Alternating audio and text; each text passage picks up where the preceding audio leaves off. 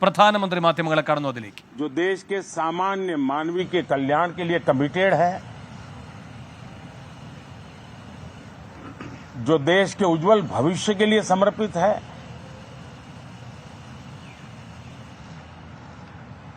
विशेषकर सभी समाजों की, सभी समूहों की, शहर और गांव की महिलाएं, सभी समाज के, सभी समूह के, गांव और शहर के युवा, हर समुदाय के, समाज के किसान और मेरे देश के गरीब, ये चार ऐसी महत्वपूर्ण जातियां हैं जिनका एम्पावरमेंट, उनके भविष्य को सुनिश्चित करने वाली ठोस योजनाएं और लास्ट माइल डिलीवरी,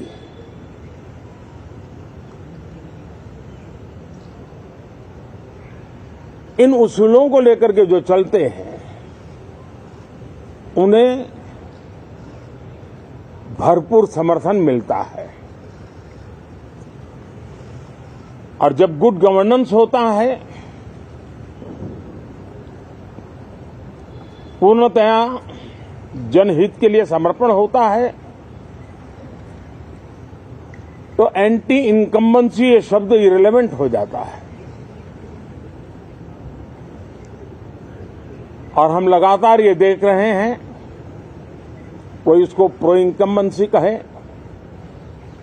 कोई इसे गुड गवर्नेंस कहे, कोई इसे ट्रांसपेरेंसी कहे, कोई उसे राष्ट्रहित की, जनहित की ठोस योजनाएं कहें, लेकिन ये लगातार अनुभव आ रहा है। और इतने उत्तम जनादेश के बाद आज हम संसद के इस नए मंदिर में मिल रहे हैं।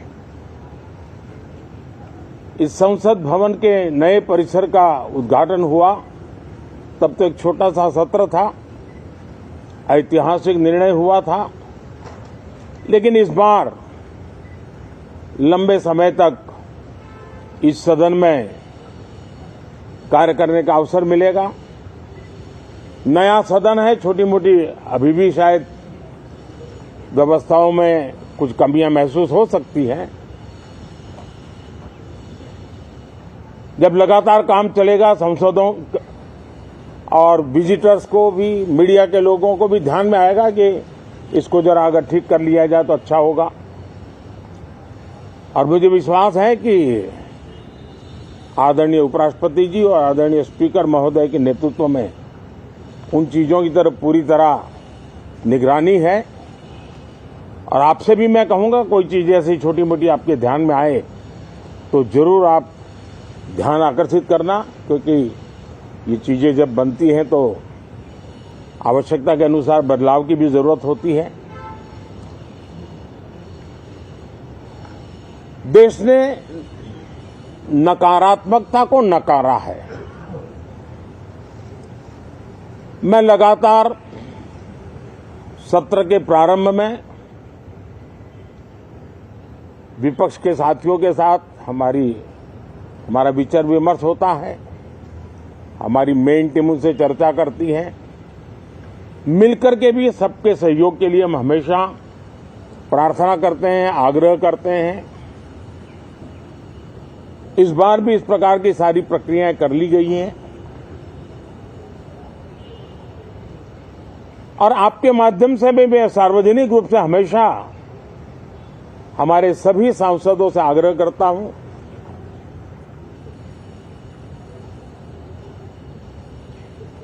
लोकतंत्र का ये मंदिर जन आकांक्षाओं के लिए, विकसित भारत की नींव को अधिक मजबूत बनाने के लिए बहुत महत्वपूर्ण मंच है। मैं सभी माननीय सांसदों से आग्रह कर रहा हूं कि वो ज्यादा से ज्यादा तैयारी करके आएं सदन में जो भी बिल रखे जाए उस पर गहन चर्चा हो, उत्तम से उत्तम सुझाव आए और उन सुझावों के द्वारा, क्योंकि जब एक सांसद सुझाव देता है तो जमीनी अनुभव का उसमें बहुत ही उत्तम तत्व होता है, लेकिन अगर चर्चा ही नहीं होती है तो देश उससे मिस करता है उन चीजों को। और इसलिए मैं फिर से आग्रह करता हूं, और अगर मैं वर्तमान चुनाव नतीजों के आधार पर कहूं तो जो विपक्ष में बैठे हुए साथी हैं, ये उनके लिए गोल्डन अपॉर्चुनिटी है। इस सत्र में पराजय का गुस्सा निकालने की योजना बनाने के बजाय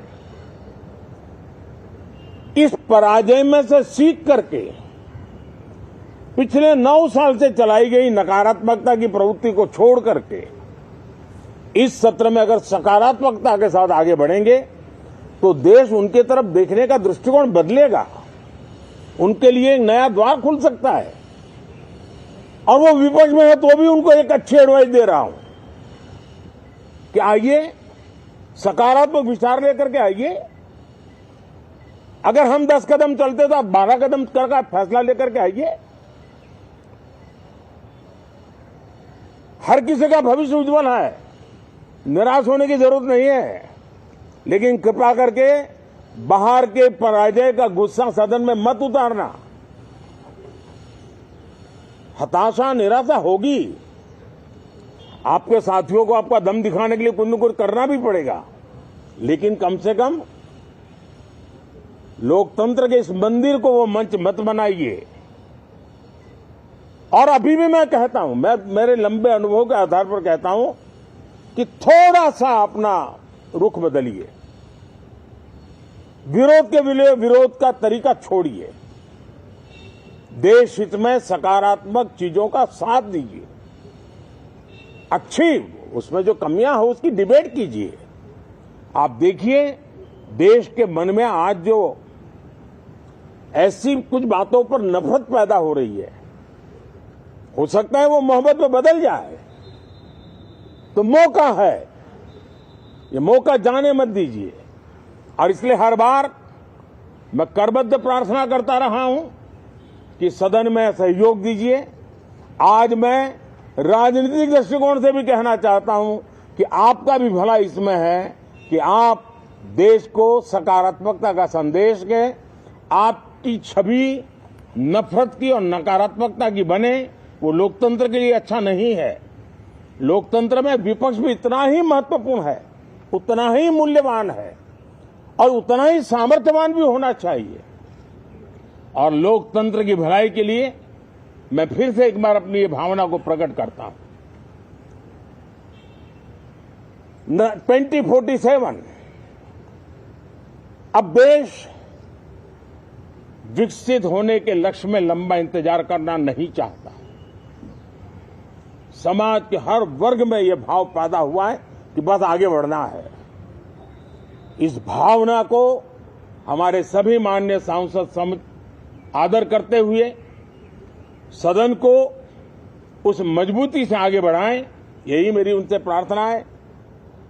आप सबको भी साथियों मेरी बहुत बहुत शुभकामनाएं हैं। बहुत बहुत धन्यवाद।